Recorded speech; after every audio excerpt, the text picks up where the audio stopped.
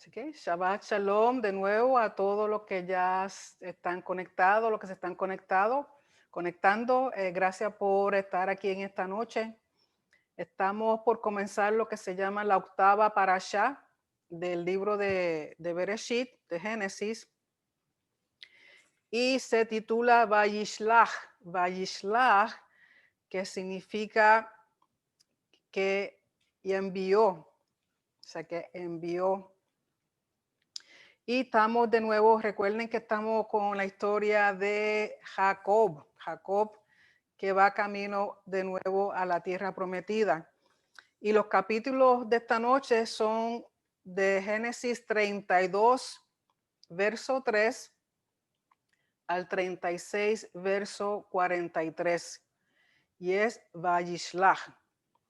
Así que comenzando, si usted tiene su Biblia a mano, esta noche voy a estar usando la versión Biblia de estudio tras las huellas del Mesías.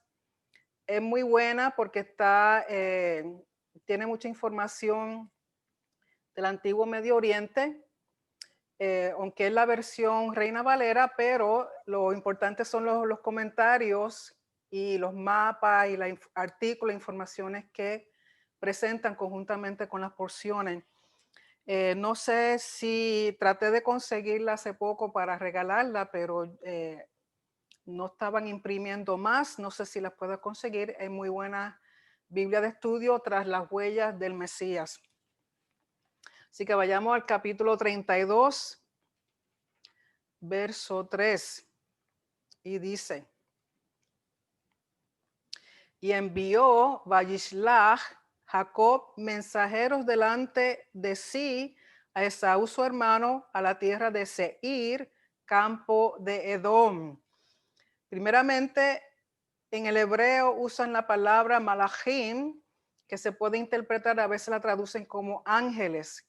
Y existen los comentaristas que dicen que a quien realmente Jacob envió a su hermano fueron ángeles, mientras otros dicen que simplemente eran mensajeros.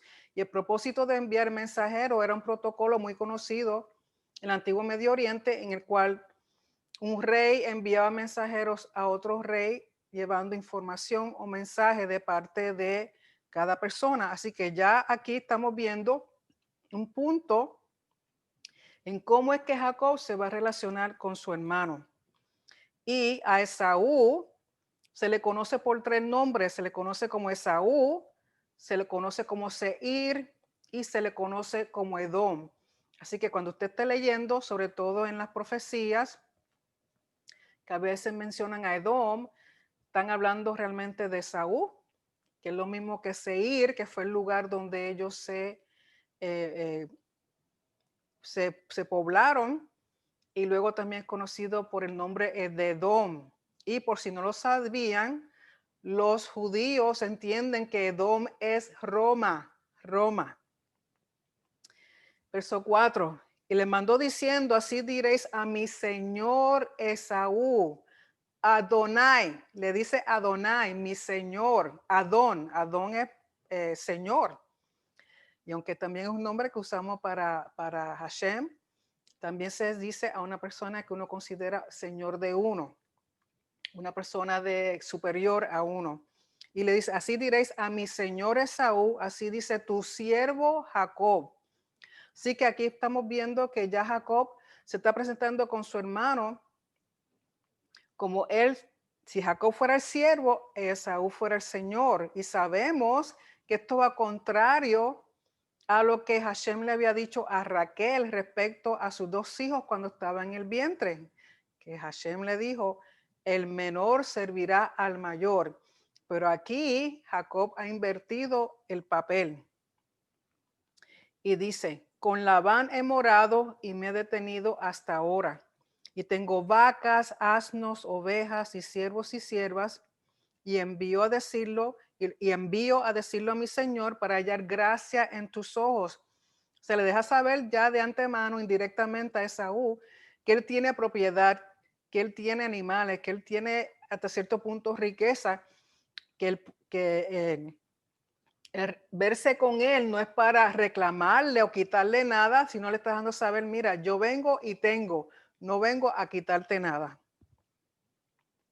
Y los mensajeros, verso 6, y los mensajeros volvieron a Jacob diciendo, vinimos a tu hermano Esaú y él también viene a recibirte. Y 400 hombres con él. O sea, Esaú no envió un mensaje a Jacob. No dijo nada de lo que había recibido, no dijo nada a los mensajeros que Jacob envió, que eso deja pensar a Jacob, porque dice, no me envió un mensaje para atrás, sin embargo, mis mensajeros me dicen que viene con un batallón de 400 hombres. Entonces Jacob tuvo gran temor y se angustió y distribuyó el pueblo que tenía consigo y las ovejas y las vacas y los camellos en 2 campamentos. Imagínense, él está pensando que su hermano todavía tiene coraje con él por lo que había sucedido y lógico, no es para menos, pero han pasado ya 20 años que ellos no se ven. Y él siente, si viene con 400 hombres, es porque viene con intenciones de hacerme daño o tomar venganza, por lo tanto teme, siente angustia, porque realmente no está seguro de las intenciones de su hermano. Y dijo, si viene Saúl contra un campamento y lo ataca, el otro campamento escapará. O sea que comienza a dividir lo que tiene en 2, dando tiempo. Y dice, pues si ataca uno, el otro tiene oportunidad de salir y defenderse o salir corriendo. Y dijo Jacob, ahí comienza a orar. Dice, Dios de mi padre Abraham y Dios de mi padre Isaac, Hashem, que me dijiste, vuélvete a tu tierra y a tu parentela y yo te haré bien. En otras palabras, le está recordando a Hashem lo que le dijo. Con otras palabras, le dice, mira lo que está pasando, pero tú me dijiste, tú me prometiste, así que mira este lío que se puede formar aquí en este momento, este problema. Por favor, ten misericordia. Dice, menor soy que todas las misericordias y que toda la verdad que has usado para con tu siervo. Pues con mi callado pasé este Jordán y ahora estoy sobre 2 campamentos. En otras palabras, él reconoce humildemente que él llegó a Harán sin nada y regresa con gran abundancia y con gran bendición, porque si ustedes recuerdan, eso fue parte del pacto y del voto que se hizo él antes de llegar a Harán, cuando tuvo el encuentro, ese encuentro tan maravilloso con Hashem, con aquella escalera que subía hasta el cielo. Ahí hizo un voto diciéndole, si tú me bendice en el camino y me das bien, me provee de todas mis necesidades y estás conmigo, entonces yo sabré que tú eres mi Dios y yo te serviré. Y ahora está de regreso y le recuerda de nuevo, humildemente, le dice, yo no tenía nada, sin embargo, yo reconozco que tú me diste tan gran bendición. Ahora te pido que por favor, dice en el verso 11, líbrame ahora de la mano de mi hermano, de la mano de Saúl, porque le temo no venga acaso y me hiera la madre con los hijos. Y tú has dicho, yo te haré bien y tu descendencia será como la arena del mar, que no se puede contar por la multitud. Y eso es algo que hemos visto con los patriarcas y con las demás personas en la Biblia. Cuando Dios da una palabra, al Señor le gusta que le recordemos lo que él ha dicho, no porque se lo olvide a Él, pero así se asegura de que nosotros escuchamos bien, de que sabemos lo que nos dijo y que estamos aferrados a esa palabra que Él nos dio. Así que de vez en cuando no está mal recordarle, Señor, recuerda cuando me dijiste tal cosa, tal día, en tal sitio. Porque así eso también nos alienta a nosotros cuando decaemos o sucede algo, a aferrarnos de esa palabra que Dios ha hablado a nuestras vidas. Y dice en el verso 13, durmió allí aquella noche y tomó de lo que le vino a la mano un presente para su hermano Esaú.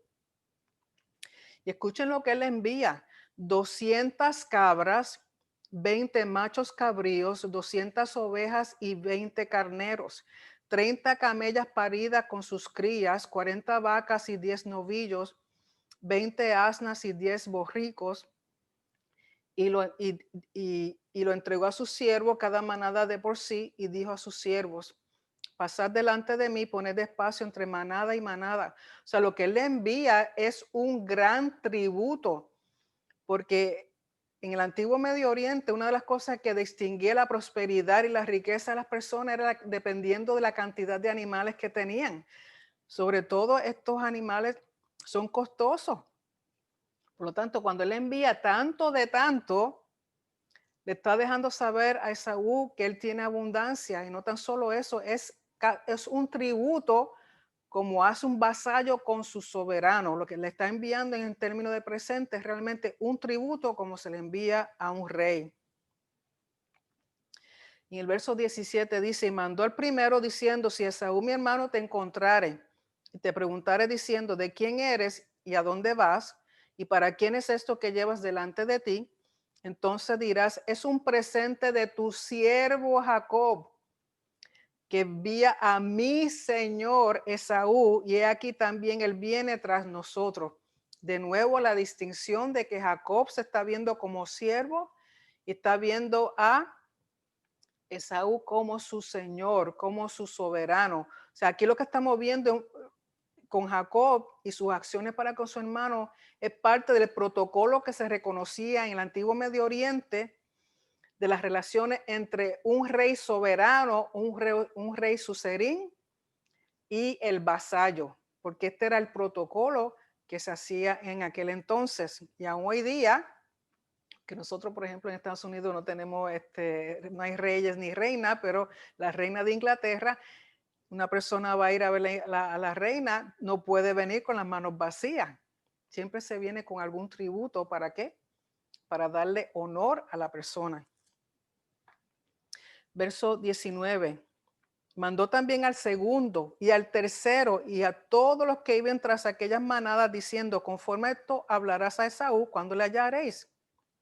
Y diréis también, he aquí tu siervo Jacob viene tras nosotros, porque dijo, apaciguaré su ira con el presente que va delante de mí, y después veré su rostro, quizá le seré acepto. O sea, que le está enviando esto a ver si eso apacigua el coraje que Esaú tenía, porque él piensa que todavía tiene coraje con él, porque viene con 400 hombres. Entonces él dice, pues si voy poquito a poco enviándole estas manadas, poquito a poco, una tras de la otra, y al ver esto, quizá eso va apaciguando y él encuentra gracia delante de él.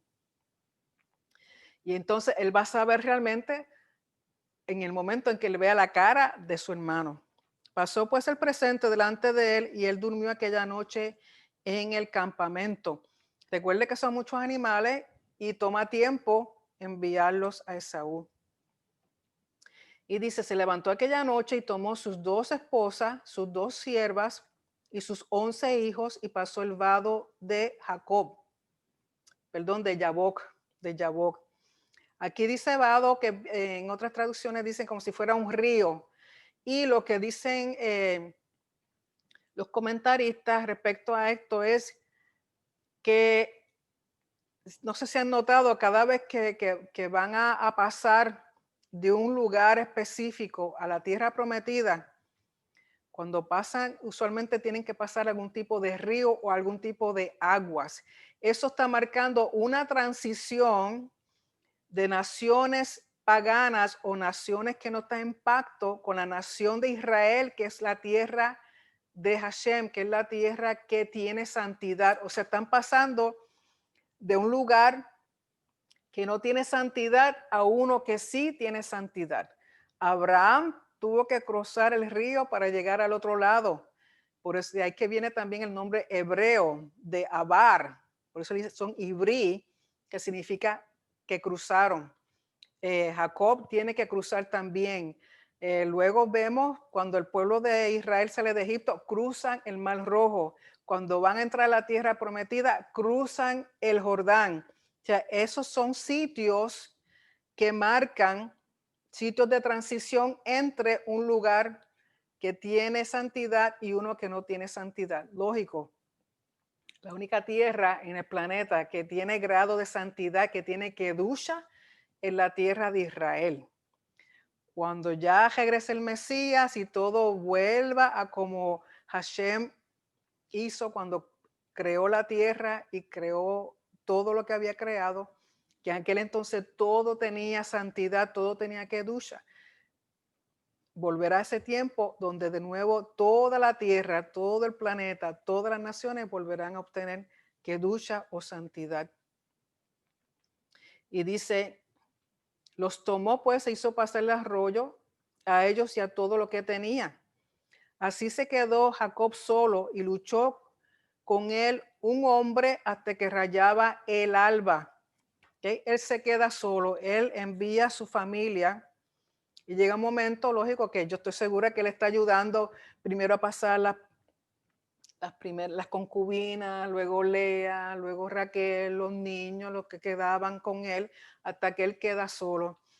Hasta cierto punto eso nos deja saber, sobre todo aquellos de ustedes que están empezando en las raíces o que están empezando en este movimiento de la Torá o del judaísmo mesiánico, yo creo que han podido ver que muchas veces nos quedamos solos. Se empiezan a ir nuestras amistades, aún a veces la familia nos rechaza, nos echan a un lado y dice que estamos locos, que lo que queremos hacer es convertirnos en judíos y por ahí siguen, ¿no? Esto nos da a entender que esto es un camino que no muchos siguen. Por eso mismo Yeshua decía, lo mismo Evangelio dice, que estrecha es la entrada de aquellos que siguen el camino de Hashem, mientras que ancha y amplia es la entrada o la puerta por donde pasa todo el mundo, porque no tienen que tener ningún esfuerzo. Sin embargo, el caminar en el pacto con Hashem muchas veces significa que tenemos que caminar solos. Y dice, y luchó con él un varón o un hombre hasta que rayaba el alba. Una de las cosas comentaristas que dicen aquí son varias cosas. Unos dicen que entienden, en el antiguo Medio Oriente se entendía que cuando se cruzaba un cuerpo de agua, que era una transición de una tierra, de un territorio a otro, que a veces habían fuerzas espirituales o sobrenaturales guardando ese lugar. Entonces que quizás un ente espiritual de eso que guardaba ese territorio es lo que lucha con Jacob.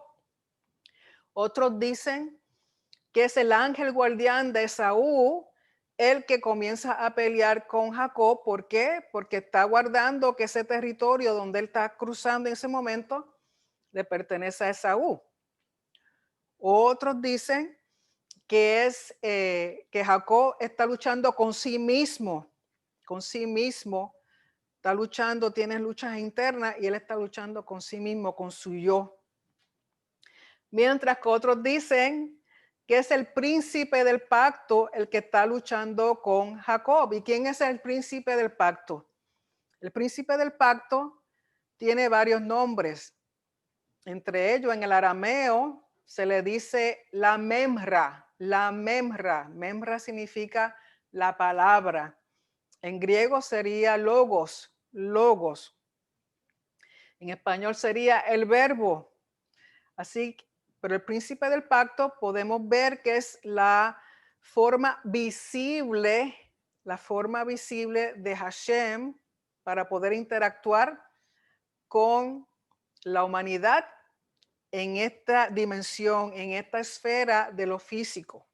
Yo pienso que es la memra, que es esa imagen visible de Hashem, que en este entonces se llama memra o se llama logos o se llama el príncipe de pacto, que en un futuro es Yeshua. El nombre entonces es Yeshua. Pero ¿qué sucede? Dice, y cuando el varón vio que no podía con él, tocó en el sitio del encaje de su muslo y se descoyuntó el muslo de Jacob mientras con él luchaba. Y dijo, déjame porque raya el alba. Y Jacob le respondió, no te dejaré si no me bendices. O sea, hay una lucha. ¿Cuál es la lucha? O sea, como dije, hay muchos comentarios al respecto. Pero una cosa que tenemos que ver es lo que sucede después. Que como dije, unos piensan que es un ángel, unos piensan que es un varón como tal, pero sabemos que los ángeles pueden verse como seres humanos, manifestarse como seres humanos. Y dice, el varón le dijo, ¿cuál es tu nombre? Y él respondió, Jacob. Y el varón le dijo, no se dirá más tu nombre Jacob, sino Israel, porque has luchado con Dios y con los hombres y has vencido. ¿Qué estamos viendo aquí? Un cambio de nombre. Recuerden que cada vez que hay un cambio de nombre en la Torá, a ese individuo se le está dando un propósito, una función y un rol diferente. Pasa de un estado a uno más elevado, se le está dando honor, se le está dando una misión, se le está dando un destino particular específico. Y sabemos que Jacob, en ese entonces, cuando tiene esa lucha, es porque se le va a otorgar algo bien, bien grande. Aunque él había recibido las promesas de Hashem, ahora es que se van a hacer realidad porque él regresa a la tierra prometida, que es donde se van a cumplir las promesas que Hashem le hizo a Abraham y a su padre Isaac. Él conocía las promesas, él conocía el pacto, él había tenido un encuentro con Hashem antes de ir a Harán, estuvo 20 años, tuvo sus luchas, estuvo sus situaciones, regresa prosperado, regresa bendecido, pero viene de cruzar de una nación pagana a una nación donde hay kedusha, donde hay santidad, donde ahí es que realmente se va a desenvolver el pacto que le fue entregado. Por eso le cambia el nombre, porque ahora va a tener un destino diferente. Y el nombre de Israel, muchas personas, hay diferentes conceptos, pero si uno rompe el nombre en el hebreo, una de las cosas, Israel, si se escribe en hebreo, contiene la palabra yashar, yashar. Yashar significa algo que es derecho, algo que es recto, algo que no tiene ninguna curvatura, que es completamente derecho. También tiene el nombre Sar. Sar es príncipe, príncipe. También contiene el nombre El. El es la forma abreviada de Elohim, que significa poder, que significa autoridad. También contiene la palabra Re'e, que es de ver, de visualizar, de revelación, más contiene la letra Yod, que esa es la letra que corresponde al nombre de Hashem, Yod He Vav He. Cuando Hashem quiere otorgarle una bendición especial a las personas, sabemos que a Abraham le cambió el nombre, a Sara le cambia el nombre, a Jacob le cambia el nombre, pero son con propósito específico y cada vez que se añade una Yod o se añade una Hey, que provienen del nombre de Hashem mismo, ahí le está otorgando honor y gloria a ese individuo. Así que Israel significa muchas cosas: príncipe, recto, Elohim, que recibe revelación, que ve, que tiene la misma esencia de Hashem en él. Así que entonces en el verso 29, y otra cosa que le dice, porque has luchado con Elohim y con los hombres y has vencido. O sea, Jacob ha tenido que luchar, luchó con su hermano, aún desde el vientre. Desde el vientre tenía lucha con su hermano, porque una de las cosas que dicen, que cuando Esaú salió, que Jacob lo agarró del talón o del pie. Y la razón es, unos dicen, porque él quería salir primero. Otra razón que dicen es porque Saúl estaba dando con el talón en la cabecita a Jacob y Jacob agarró para que no lo matara. O sea que siempre ha habido esa lucha. Entonces tuvo también lucha con su suegro Labán. Tuvo lucha con él, ahora regresa a la tierra prometida y sabemos que va a tener más luchas. Es un hombre que lucha, pero que ha vencido porque luchó y ha estado luchando con hombres y está luchando con cosas espirituales y con cosas sobrenaturales, pero vence. ¿Por qué? Porque tiene el nombre de Hashem en él, tiene el nombre de Dios en él, por lo tanto vence. Entonces en el verso 29 Jacob le pregunta y dijo, entonces Jacob le preguntó y dijo, declárame ahora tu nombre. O sea, entonces le pregunta a este individuo, a este ser, cuál es su nombre. ¿Por qué? Porque recuerden que el nombre revela la función, el propósito y el rol de ese individuo. Por lo tanto, le pregunta a este ser, ¿cuál es tu nombre? ¿Cuál es tu destino? ¿Cuál es tu propósito? ¿Por qué tú has hecho esto conmigo? Y el varón respondió, ¿por qué me preguntas por mi nombre? O sea, no le dio su nombre y lo bendijo, pero lo bendijo. Y sabemos que quien realmente únicamente nos puede bendecir es Hashem. Y lo que llaman el ángel de Hashem, que no es otra cosa que la forma visible de Hashem, que es el Memra, que es el Logos, que es el Verbo, que es Yeshua. Y llamó Jacob el nombre de aquel lugar Peniel, porque dijo, vi a Dios cara a cara y fue librada mi alma. O sea, otro encuentro con Hashem directamente. Y no murió, a pesar, imagínense, luchar con un ente sobrenatural, con un individuo, llámale ángel o llámale el Memra o llámale como usted quiera, o sea, se entiende que es un ser sobrenatural porque él le llama a Dios. Dice, yo vi a Dios cara a cara y quedé libre, no morí. Como pasó la primera vez, tuve esa experiencia con Hashem y también fue algo para bendición, no fue para destruirlo. Y dice, y cuando había pasado Peniel, le salió el sol y cojeaba de su cadera. De eso yo sí entiendo. ¿Por qué cojeaba de su cadera? Porque dejó algo marcado en su cuerpo como una señal. Pero vamos a ver que eso fue algo temporero y no permanente. Pero sí, ¿por qué? Para recordarle la lucha que tuvo, que aún en lo físico él pudo vencer, que aún en lo espiritual él pudo vencer. Y eso a nosotros nos debiera dar esperanza, porque si nosotros nos llamamos Israel y somos parte de Israel por medio de Yeshua HaMashiach, el que es el príncipe del pacto, eso significa que nosotros también, mientras estemos en pacto con Hashem, mientras estemos en lealtad y fidelidad con Él, venga lo que venga sobre nuestras vidas, ya sea en lo físico, en lo material o en lo espiritual, somos más que vencedores porque estamos en Él. Estamos en Yeshua. Tenemos que mantener nuestra mirada enfocada en Yeshua. Porque si Él venció, también nosotros vencemos. Y eso es parte del nombre que nos ha sido otorgado a nosotros, el vencer. Que aunque tengamos luchas, sea con quien sea y sea en la forma que sea, somos más que vencedores. Verso 32.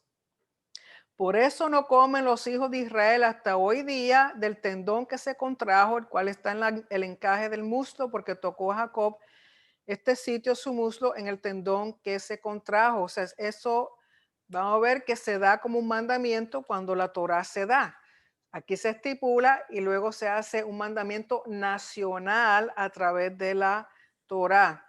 Y hoy día hay en las carnicerías kosher, los carniceros especializados en sacar ese tendón o nervio, no sé si está haciendo referencia realmente al tendón o el nervio que corre por esa parte de la pierna o la pata del animal, y no la comen. Si no hay un carnicero que sepa hacerlo, pues entonces simplemente esa parte del animal no se vende. Y eso se hace porque en recordatorio de lo que el mensajero del pacto hizo con Jacob como Israel. Recuerden que todo esto tiene que ver con el pacto.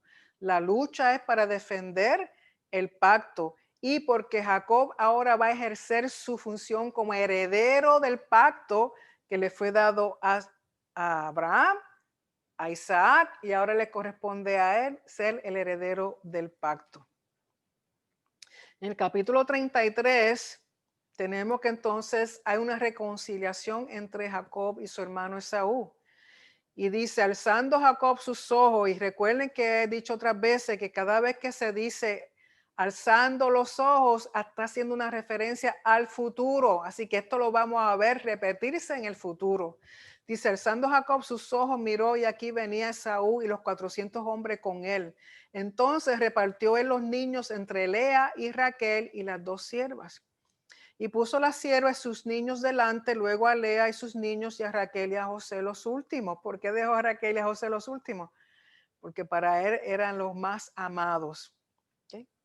Y él pasó delante de ellos y se inclinó a tierra 7 veces. Cuando dice que se inclinó a tierra, realmente en el hebreo te da a entender que se postró completamente cara al piso 7 veces. Y esa era una costumbre que era parte del protocolo que se hacía en el antiguo Medio Oriente cuando un vasallo iba a presentarse a su soberano. O sea que aquí también nos da el indicio de que Jacob está tratando a su hermano como si fuera un soberano y él realmente como si fuera un vasallo, un siervo de Esaú. Y al inclinarse lo que está haciendo es postrándose completamente en el piso 7 veces. Y dice, pero Esaú corrió a su hermano a su encuentro y lo abrazó y se echó sobre su cuello y le besó y lloraron. Y alzó sus ojos, aquí Esaú alza sus ojos de nuevo, una referencia también al futuro. Y vio a las mujeres y los niños y dijo, ¿quiénes son estos? Y él respondió, son los niños que Dios ha dado a tu siervo. Luego vinieron las siervas, ellas y sus niños se inclinaron. Aquí no dicen que ellas se inclinan 7 veces, que ellos se inclinan 7 veces, pero sí se inclinan o se postran.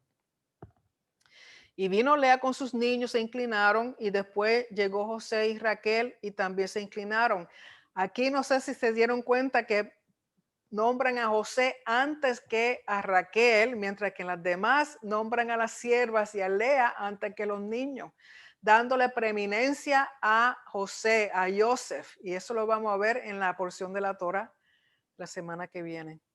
Y Esaú dijo, ¿qué te propones con todos estos grupos que he encontrado? Y Jacob respondió, el hallar gracia en los ojos de mi Señor. ¿Cuántas veces le ha dicho Señor? Adoní. Y dijo Esaú, suficiente tengo yo, hermano mío, sea para ti lo que es tuyo. Y dijo Jacob, no, yo te ruego, si he hallado ahora gracia en tus ojos, acepta mi presente o mi tributo, porque he visto tu rostro como si hubiera visto el rostro de Dios, pues que con tanto favor me has recibido. En otras palabras, ¡shiu! Yo pensé que me ibas a matar y a mis hijos y a todo el mundo, sin embargo, me has recibido de una forma que yo no esperaba y es como si hubiera visto la gloria de Dios mismo en ti, porque no me mataste como yo creía que ibas a hacer. O sea que en este momento, imagínense, a pesar del coraje que Esaú tenía con su hermano, han pasado 20 años, en 20 años, como dice Gardel, 20 años no es nada, pero sí sabemos que las personas maduran, por como quiera que sea, es su hermano, aunque sí sabemos que en las generaciones futuras sí esta rencilla va a continuar, pero en este momento hay reconciliación entre hermanos. Y dijo Jacob que no, que porque él tenía, dice, he visto tu rostro como si fuera el resto del rostro de Dios, pues con tanto favor me has recibido. Acéptate, ruego, mi presente que he traído, porque Dios me ha hecho merced y todo lo que hay aquí es mío. E insistió con él y Esaú lo tomó. Y Esaú dijo, anda, vamos, y yo iré delante de ti. Y Jacob le dijo, mi señor sabe que los niños son tiernos y que tengo ovejas y vacas paridas, y si las fatigan en un día morirán todas las ovejas. Pase ahora mi señor delante de su siervo, y yo me iré poco a poco al paso del ganado que va delante de mí, y al paso de los niños hasta que llegue mi señor a Seir. Y Esaú dijo, pues entonces dejaré ahora contigo de la gente que viene conmigo. Y Jacob dijo, ¿para qué esto? Halle yo gracia en los ojos de mi señor. Así volvió Esaú aquel día por su camino a Seir. En otras palabras, yo creo que Jacob, a pesar de, todavía no tenía 100% seguridad de que su hermano era 100% bien, estaba bien con él, porque le puso toda esta excusa. Quizá pensó, me voy con él, me quiere dominar, me quiere quitar lo que tengo, o quiere señorear sobre mí. O sea, él pensaría muchas cosas. Por lo tanto, como dice en Puerto Rico, se zapateó de la situación. Entonces Saúl vuelve a su tierra. y Jacob fue a Sucot. Es interesante que este lugar se llama Sucot, pero lo que nos quiere dejar saber, recuerden que Sucot significa enramada o tienda, eh, tabernáculo, como la fiesta de Sucot, dándole a entender que esto es algo temporero, algo temporero. Y edificó allí casa para sí e hizo cabañas para su ganado, por tanto llamó el nombre de aquel lugar Sucot. Los comentaristas dicen que él estuvo ahí aproximadamente 18 meses. Recuerden que el número 18 es importante, tiene que ver con vida, con vida. Después Jacob llegó sano y salvo a la ciudad de Siquem. Sano y salvo aquí en el hebreo es la palabra shalem. Dice, después Jacob llegó shalem. ¿Qué significa eso? Shalem es de donde sacamos la palabra shalom, que significa estar completo, completo en todas las fases de tu vida, en lo físico, en lo material, en lo financiero, en lo espiritual, en la salud, en tu cuerpo. O sea, que no hay nada que te falte. Por lo tanto, entienden los comentaristas que significa que cuando Jacob llega a Siquem, que en sí es ya la tierra prometida, él llega completo, ya no está cojeando, está completamente sano, no le falta nada, llega con toda la bendición y el respaldo de Hashem, porque al fin pisa la tierra de su herencia. Dice, a la ciudad de Siquem, que está en la tierra de Canaán, cuando venía de Padán Aram y acampó delante de la ciudad. Recuerden que Canaán es el nombre antiguo de Israel y Padán Aram es también otro nombre para Harán, de donde él venía, de casa de Labán. Lo importante de Siquem es que Siquem era una ciudad que se conocía aún en los tiempos de Egipto. En los textos egipcios del siglo XIX, antes de la era común, es mencionada la ciudad de Siquem, como también es mencionada en los textos de Amarna, que tienen que ver con el siglo XIV, antes de la era común. ¿Por qué? Porque Siquem viene siendo una parte de un camino principal que existía desde el norte de Egipto, cruzaba Beersheba, cruzaba Jerusalén, cruzaba Damasco. O sea, tenemos norte de Egipto, Beersheba, Siquem, Jerusalén, Damasco, y era una carretera, un camino principal que se tomaba para mercadeo, para pasar de una tierra, de un reino a otro. O sea, era como decir, camino principal, una carretera principal que transitaban las personas, la mayoría de las caravanas por ahí. Por lo tanto, Siquem es un punto estratégico porque por ahí pasaba todas las personas de diferentes naciones. Y dice en el verso 19, y compró una parte del campo donde plantó su tienda de mano de los hijos de Hamor, padre de Siquem, por 100 monedas. Y en la moneda, el término que usan es el término que puede significar ovejas o puede significar un tipo de moneda.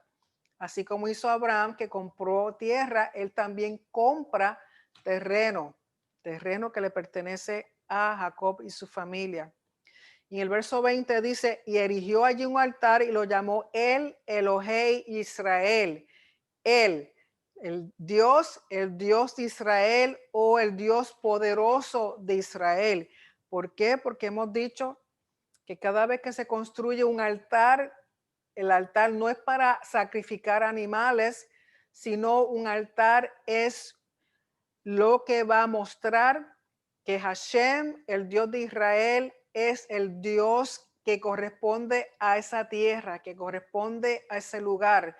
Ese altar representa la autoridad de Hashem, representa el honor de Hashem, representa la soberanía de Hashem y representa también un memorial que él levanta ahí reconociendo que cuando él entró por Siquem, Siquem viene siendo como si fuera un umbral. Recuerden que Siquem también se menciona cuando el pueblo de Israel viene camino de Egipto, que Dios le dice que en la montaña Gerizim y en la montaña Ebal, ahí construyan un altar y escriban todos los mandamientos. Recuerden que ese es un umbral. ¿Para qué? Para entrar a la tierra prometida. Yo personalmente pienso que es otro punto, otro portal, otra entrada, como lo es Betel, como lo es el Monte Moriah, como lo es otro sitio específico designado en la tierra de Israel. Pero ¿qué sucede en el capítulo 34? Comienzan las luchas de Jacob de nuevo. Dice, salió Dina, la hija de Lea, la cual esta había dado a luz a Jacob a ver a las hijas del país. Primero que nada, tenemos que entender que Dina, lo más probable, no salió sola. Quizá llevaba siervas o siervos con ella, o sea, criados o criadas con ella. Y porque quiere reconocer, imagínense, llega a la ciudad, es como decir, uno llegó a Nueva York o llegó a Atlanta, o sea, vamos a ver lo que hay, ¿no? Joven al fin quiere saber lo que existe. Y lo más probable no fue sola, porque eso no era permitido en aquel entonces, sobre todo una joven. Lo más probable, la edad de Dina era jovencitita cuando sale para a Siquem. Y dice en el verso 2, y la vio Siquem, hijo de Hamor, Jebeo, príncipe de aquella tierra, y la tomó y se acostó con ella y la deshonró. Pero su alma se apegó a Dina, la hija de Lea, y se enamoró de la joven y habló al corazón de ella. Y habló Siquem a Hamor su padre, diciendo, tómame por esposa a esta joven. Y recuerden que la Torá habla mucho respecto de violaciones. Ella está en una ciudad. Aquí no dice que ella gritó pidiendo ayuda. Sabemos que ella no estaba sola. Por lo tanto, lo más probable esto fue, ella también estuvo de acuerdo. O sea que en ningún momento se oye la voz de Dina durante esto que estamos leyendo. No se oye que ella esté gritando, no dice que ella no estaba en contra, o sea, pero sí sabemos que él la tomó y no era la forma de hacer las cosas correctas, mucho menos con el pueblo judío, con el pueblo de Israel. Verso 5, pero yo Jacob que Siquem había amancillado a Dina, su hija, y estando sus hijos con su ganado en el campo, cayó Jacob hasta que ellos viniesen. ¿Cómo oyó de eso? Por eso yo pienso que era imposible que Dina estuviera sola. Quizá los siervos, los criados que estaban con ella, a ver la situación que había sucedido, y usted va a decir, pero ¿por qué no la defendieron? Porque recuerden que criados o esclavos en este tiempo, en esta época, no tenían valor y mucho menos van a tener valor para una cultura diferente o para un pueblo diferente como son los nativos de Siquem. O sea, sus reglas, sus culturas, sus tradiciones, lo más probable eran de acuerdo a cómo hacían las demás naciones, en cual las personas que eran criadas se veían como personas con menos posición o con menos valor. Por lo tanto, estos criados o estas siervas que estaban con Dina no podían defenderla y quizás ellos mismos fueron los que vinieron de Jacob y le dijeron, mira, sucedió esto y esto con Dina. Y dice en el verso 6, se dirigió Hamor, padre de Siquem, a Jacob para hablar con él. ¿Por qué? Porque en este entonces los padres eran los que hacían los convenios de matrimonio entre sus hijos. Los padres escogían las parejas de sus hijos, que muchas veces no era tanto porque estaban enamorados, sino eran más bien por posiciones sociales o políticas o económicas que hacían los arreglos de matrimonio. Y los hijos de Jacob vinieron del campo cuando lo supieron y se entristecieron los varones, se enojaron mucho porque hizo vileza en Israel acostándose con la hija de Jacob, lo que no se debía haber hecho. O sea, Jacob no hizo nada hasta que sus hijos llegaron y le contó lo que había sucedido con Dina.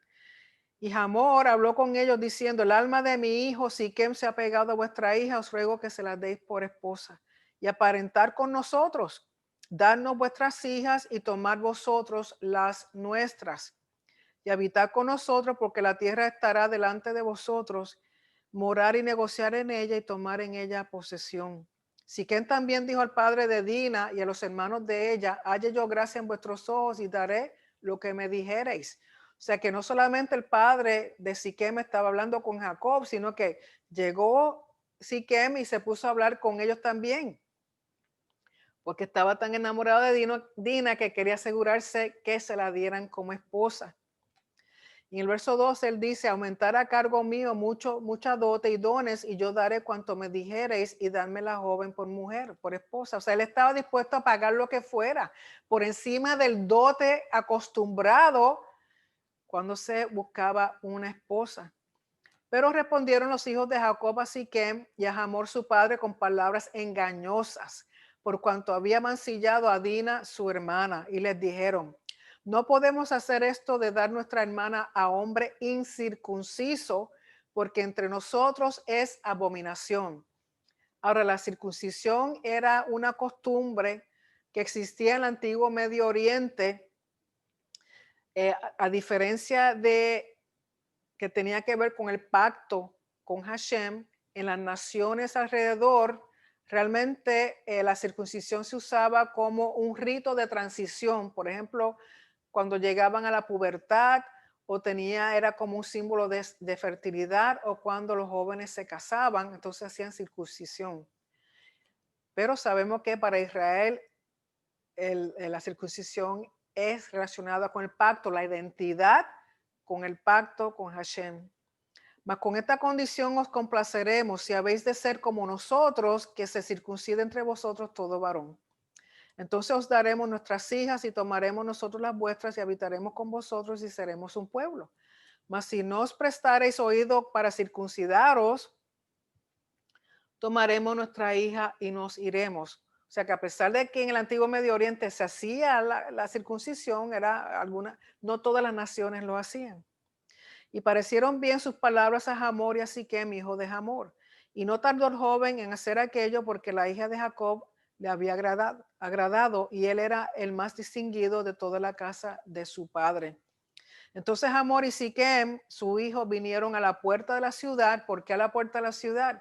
Porque en las puertas de las ciudades es que se hacían transacciones de negocios o se hacían juicios, y eran donde se reunían los varones, sobre todo los varones oficiales, líderes que tenían más eh, como influencia sobre el pueblo. Se reunían ahí a hacer negocios o transacciones, y por eso son llamados a la puerta de la ciudad.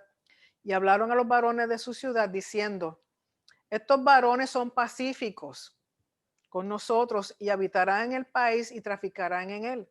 Pues he aquí la tierra es bastante ancha para ellos. Nosotros tomaremos sus hijas por mujeres y les daremos las nuestras. Mas con esta condición consentirán estos hombres en habitar con nosotros, para que seamos un pueblo que se circuncida a todo varón entre nosotros, así como ellos son circuncidados. Su ganado, sus bienes y todas sus bestias serán nuestras. O sea que también la intención con lo cual tratan de convencer a los varones de la ciudad de Siquem es que este compromiso de Siquem con Dina, hija de Jacob, es un compromiso político, económico y financiero. No tiene nada que ver con el sentimiento de Siquem. Ellos están viendo la oportunidad de beneficiarse con esta relación entre Siquem y Dina. Así que por eso dice, su ganado, sus bienes y todas sus bestias serán nuestras, solamente convengamos con ellos y habitarán con nosotros. Y obedecieron a Hamor y a Siquem, su hijo, todos los que salían por la puerta de la ciudad, y circuncidaron a todo varón a cuantos salían por la puerta de su ciudad.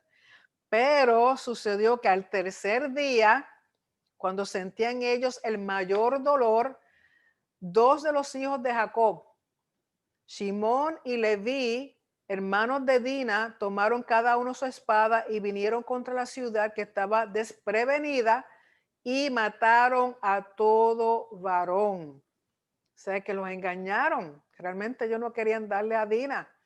¿Por qué? Por la forma en que hicieron las cosas. Violaron a su hermana. Y recuerden que en el antiguo Medio Oriente el tema de honor y vergüenza es bien importante, y aún hoy día en el Oriente honor y vergüenza son predominantes, porque si a una persona de una familia, de una tribu, es deshonrada, tan deshonrado a la familia completa, a la tribu completa y muchas veces a la nación completa. Por lo tanto, ellos no podían aceptar lo que le habían hecho a su hermana. Y verso 26 dice, y a Hamor y a Siquem, su hijo, los mataron a filo de espada. Y tomaron a Dina de casa de Siquem. O sea que Dina en todo este tiempo sabía que el de Siquem la dejó en su casa. Y se fueron. Y los hijos de Jacob vinieron a los muertos y saquearon la ciudad por cuanto habían amancillado a su hermana. Entonces los demás hermanos aprovechan y vienen a la ciudad y saquean toda la ciudad.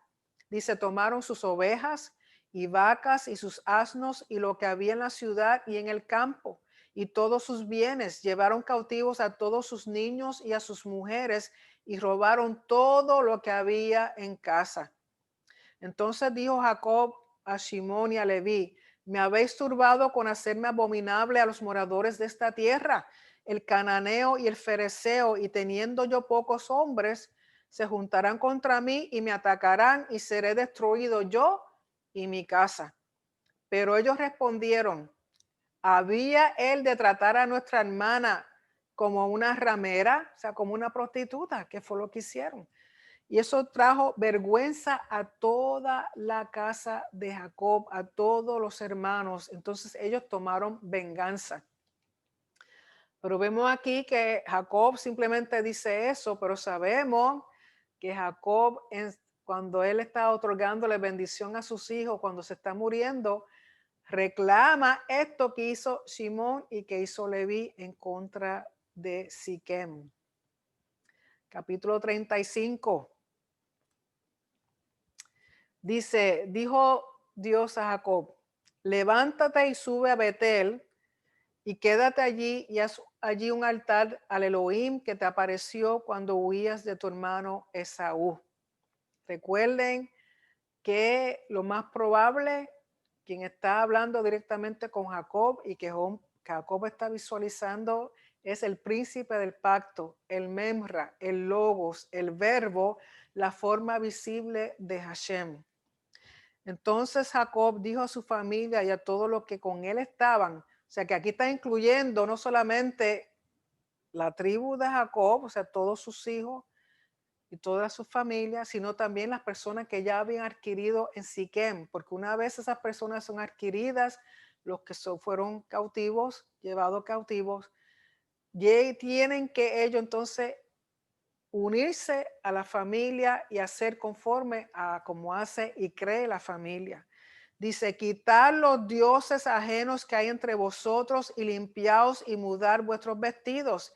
En otras palabras, aquí tienen que mostrar a quién ustedes son fieles y leales. ¿Qué dioses ajenos? Está hablando de los dioses, de los ídolos que se trajo Raquel. O está hablando, recuerden que ellos saquearon toda la ciudad de Siquem y se llevaron todo. Lo más probable, habían ídolos, habían dioses ajenos entre las cosas que ellos se trajeron. Y las personas todavía estaban aferrados a eso. Y cuando hay dioses ajenos o hay ídolos, las personas están mostrando su fidelidad dividida. O son fieles a Hashem o son fieles a los dos dioses paganos. Y dice que se tienen que limpiar, en otras palabras, tienen que hacer un rito de purificación que consistía en meterse en las aguas, en otras palabras, hacer un mikvah y cambiarse su vestimenta. ¿Por qué? Porque ellos van a estar ante la presencia de Hashem. Y dice, y levantémonos y subamos a Betel y haré allí altar al Elohim que me respondió en el día de mi angustia y ha estado conmigo en el camino que he andado. O sea, ¿por qué sucedió lo de Dina? Sucedió porque Jacob trató a Esaú como un soberano, le dio tributo, le dio honor, le hizo entender que se sometía a él y hasta cierto punto ahí estaba rompiendo voto con Hashem porque él le había prometido todo a Hashem. ¿Sería por eso? No sabemos. Pero es una posibilidad lo que pasó con Dina. Recuerden que cuando hay infidelidad a Hashem o cuando se rompe el pacto o cuando uno no obedece camina en desobediencia, es que viene el caos. El caos viene a nuestras vidas cuando no le somos fiel 100% a Hashem. Cuando algo en nuestras vidas se convierte en un ídolo, cuando algo en nuestras vidas se convierte en un Dios ajeno, ahí es que viene el caos, porque entonces nuestra fidelidad y nuestra lealtad queda dividida. Y aquí Jacob le está diciendo al pueblo y todos los que están allegados a él, es tiempo de decidir o le eres fiel 100% a Hashem, el Dios que me libró, el Dios que me salvó, el Dios que me bendijo, o vas a seguir con dioses ajenos. Y hoy día, ¿cuáles son nuestros dioses ajenos? ¿Cuáles son los ídolos que hoy día la humanidad tiene? Para mí, el primero es el celular, el internet, la gente adicta a Facebook, la gente adicta a las falsas noticias, la gente adicta a todas las mentiras. ¿Y por qué están adictas a todas las mentiras? Porque no conocen la verdad. Si uno conoce la verdad, no tiene por qué estar adicto a las mentiras y las cosas que el mundo enseña que no son reales. Tomemos esta oportunidad ya que estamos entrando en Hanukkah, que es tiempo de dedicación, realmente a quién estamos dedicados, a quién es nuestra fidelidad y nuestra lealtad. ¿Está nuestra fidelidad comprometida? ¿Está dividida? Y él dijo, subamos a Betel, a hacer un mikvah, cámbiense las ropas porque nos vamos a presentar ante el soberano. Así dieron a Jacob todos los dioses ajenos que había en poder de ellos y los zarcillos que estaban en sus orejas. Aquí los comentaristas nos dicen que los zarcillos estaban en la oreja de los ídolos, mientras que otros dicen que los zarcillos estaban en la oreja de las personas. Por fuera como fuera, eso había que ser eliminado. ¿Por qué? Porque en este tiempo, en esta cultura, da a entender que eso era parte de la idolatría. Y dice, Jacob los enterró debajo de una encina que estaba junto a Siquem. ¿Por qué? Porque enterrar ídolos era una costumbre común en el antiguo Medio Oriente. Y encina o un lugar donde habían árboles. Recuerden que los árboles en el antiguo Medio Oriente eran usados muchas veces como altares o lugares de culto pagano, porque estaba asociado con la fertilidad. Entonces aquí Jacob hace todo lo contrario, en vez de usar los árboles para idolatría, entierra los ídolos al lado de los árboles. Y dice, y salieron. Y el terror de Elohim estuvo sobre las ciudades que había en sus alrededores y no persiguieron a los hijos de Jacob. Recuerden que Jacob temía que eso era lo que iba a suceder, que las naciones alrededor, a oír lo que sus hijos habían hecho con los varones en Siquem, quizá iban a tomar venganza, pero dice que el terror de Dios estaba sobre las naciones, temían a Jacob y a sus hijos. ¿Por qué? Porque recuerden que Dios está con ellos. Aquí en Betel, Jacob está reconfirmando sus votos, su lealtad y su fidelidad a Hashem por el pacto, por la bendición que Hashem ha hecho con la vida de Jacob. Verso 6, y llegó Jacob a Luz, que está en tierra de Canaán. Esta es Betel, que significa casa de Dios, él y todo el pueblo que con él estaba, o sea, aún todas las personas que habían sido llevadas a cautiveria, tenían que en ese momento decidir que iban a seguir al Dios de Jacob. Ya ahí no hay lugar para ningún otro Dios, ni ningún ídolo, ni nada, porque es solamente Hashem el que va a reinar en sus vidas. Y edificó allí un altar y llamó el lugar El Betel, el Dios de Betel, porque allí le había aparecido Dios cuando huía de su hermano. Entonces, o sea, de nuevo recuerden que él establece otro altar y le da el nombre El Betel, el Dios de Betel. O sea, el Dios que se le apareció es el mismo que se le sigue presentando y dándole ánimo y dándole bendición y confirmando con él el pacto. Y luego mencionan, dice, entonces murió Débora, ama de Rebeca, y fue sepultada al pie de Betel, debajo de una encina, la cual fue llamada Alon Bakut, que significa árbol de llanto. Apareció otra vez Elohim a Jacob cuando había vuelto de Padán Aram y le bendijo. ¿Y por qué mencionan a Débora? Porque Débora, recuerden que estaba con Rebeca desde que ella salió con su familia. Lo más probable, Débora cuidaba de Esaú y de Jacob cuando eran niños, cuando estaban creciendo. O sea que era una quizá de las más, de las siervas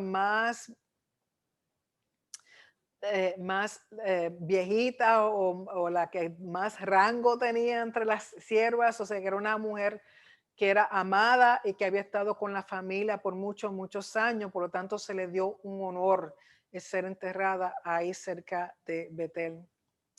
Y en el verso 10 dice, y le dijo Elohim, tu nombre es Jacob, no se llamará más tu nombre Jacob, sino Israel será tu nombre.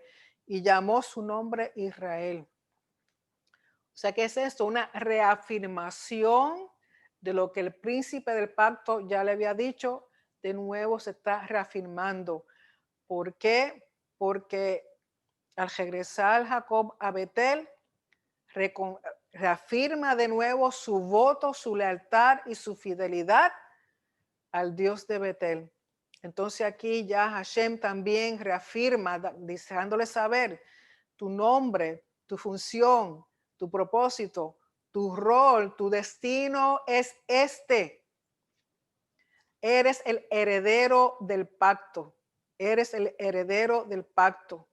También le dijo, yo soy el Shaddai. Lo que traducen aquí como el Dios omnipotente es el Shaddai, que no debiera ser traducido porque ese es su nombre, es un nombre de uno de los nombres de Hashem, el Shaddai, que significa el que te da todo, el que no te falta nada, el que te está supliendo, el que te está nutriendo, tanto en lo físico, en lo material, como en lo espiritual.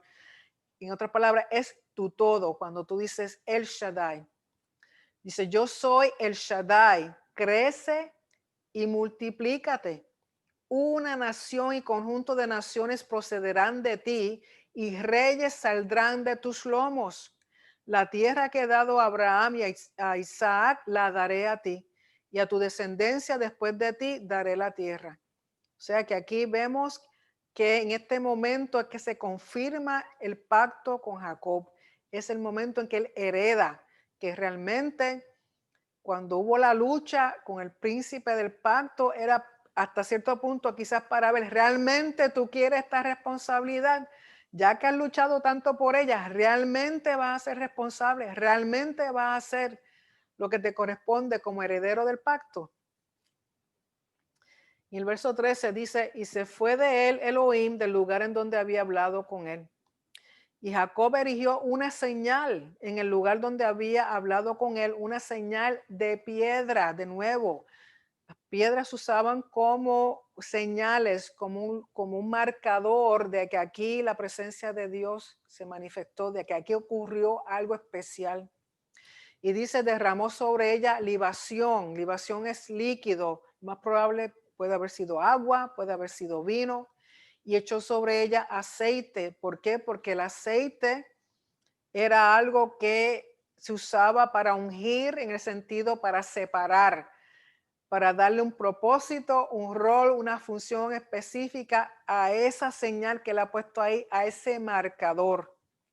Y llamó Jacob el nombre de aquel lugar donde Elohim había hablado con él, Betel, casa de Dios. Recuerden que es el lugar, el portal, el punto conector entre el cielo y la tierra, que lo más probable sea el monte Moriah. Como habíamos dicho, acá hay diferentes comentarios, que unos piensan que sí y otros que no. Como quiera que sea, es el punto donde Dios se manifestó, donde Jacob vio mensajeros, ángeles subir y bajar.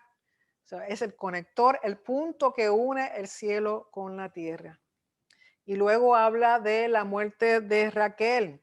Sabemos que camino hacia la tierra prometida, hacia Canaán, pasando cerca de Belén, Raquel muere cuando va a tener su segundo hijo, el cual ella llama Benoni. Según está muriendo, ella le da el nombre Benoni, mas su padre le llamó Benjamín, porque Benoni significa el hijo de mi tristeza, pero él le llama Benjamín, que significa el hijo de mi mano derecha. Y dice en verso 19, así murió Raquel y fue sepultada en el camino de Efrata, la cual es Belén, o sea, cerca de Belén. Y aún hoy día, no lamentablemente, bueno, quizás sí, esto está regido por los palestinos y hay siempre mucha contienda de que no dejen a los judíos venir ahí a dar honor a la tumba de Raquel y entonces hay mucho conflicto al respecto, pero es cerca de Belén, en esa área. Y dice, levantó Jacob un pilar sobre su sepultura. Esta es la señal de la sepultura de Raquel hasta hoy y sigue siendo un lugar de contienda. Y salió Israel y plantó su tienda más allá de Migdal Edar. Tienen que notar de las veces cuando en la Torá dicen Israel o dicen Jacob. ¿Por qué? Porque cuando mencionan el nombre de Israel en vez de Jacob, está hablando de que en ese momento Israel está en un estado más elevado espiritualmente, mientras cuando se llama Jacob está menos espiritual o una situación de menos honor. Pero cuando se dice Israel, pues ya tiene una distinción con respecto al nombre Jacob. Y es interesante que Migdal Edar, conforme a lo que han encontrado en la arqueología, dicen que es el lugar donde los pastores criaban las ovejas que iban a ser usadas en el templo, las que iban a ser sacrificadas en el templo. Y estos pastores eran levitas. Y este lugar es bien específico porque lo menciona en uno de los profetas, que ahora mismo no recuerdo cuál es, si es Isaías o Jeremías, que habla de este lugar. Y este lugar era donde se criaban las ovejas que iban a ser ofrendadas en el templo. Y estos pastores eran pastores que eran levitas dedicados a esto. Es interesante porque como sabemos que Yeshua es la oveja, el cordero de Elohim, y nace más o menos en esta área. O sea que los pastores cuando nace Yeshua, que salen los ángeles y le dicen que el Mesías ha nacido, que le presenta las buenas nuevas a estos pastores, los pastores que están ahí en este lugar, en Migdal Edar, eran levitas dedicados a criar las ovejas que se ofrendaban en el templo. Es interesante la relación entre el Cordero de Dios y estas ovejas específicamente en este lugar que estaban cercas ellos cuando nace Yeshua. Y luego en el resto del capítulo 35 mencionan a los hijos nombran a todos los hijos de Jacob y mencionan un acontecimiento donde dice que Rubén, hay dos interpretaciones, que Rubén se acostó con Bilha, que era concubina de Jacob, que era la que era sierva de Raquel. Otros dicen que él no fue que se acostó con ella, sino que en la tienda de Bilha, Rubén vino y alborotó la tienda, la cama, o sea, hizo tremendo revolú dentro de la tienda, como señal, porque se recuerden que Bilha era la sierva más cercana de Raquel, como una señal de que le estaba diciendo a su padre, a Bilha, no te creas que tú vas a ser la esposa principal de Jacob, es mi madre Lea. Porque recuerden que Jacob tenía favoritismo con Raquel, amaba más a Raquel que a Lea. Y al morir Raquel, queda la tienda de Bilha y Rubén quizá está pensando que entonces Jacob se va a llegar más a Bilha que a su madre Lea, que su madre Lea la que debió haber siempre recibido el primer lugar como esposa. Otros dicen que realmente si él tuvo relaciones con Bilha era una señal a su padre de que él estaba tomando el dominio de la tribu, dejándole saber a su padre, hasta indirectamente le está diciendo, muérete porque yo soy el que voy a reinar, el que voy a regir esta familia de ahora en adelante. Así que no sabemos cuál realmente fue la situación, pero como quiera que sea, es una afrenta al honor de Jacob, a su padre. Y luego tenemos la muerte de Isaac. En el verso 27 dice, después vino Jacob a Isaac, su padre, a Mamre, a la ciudad de Arba, que es Hebrón. Recuerden que en Hebrón es donde está enterrado Abraham, su esposa, Isaac, que se queda enterrado ahí, luego Jacob con Lea, o sea que es donde está la cueva de Macpela, donde habitaron Abraham e Isaac. Y fueron los días de Isaac 180 días. Recuerden que el número 18 tiene que ver con vida. E Isaac es un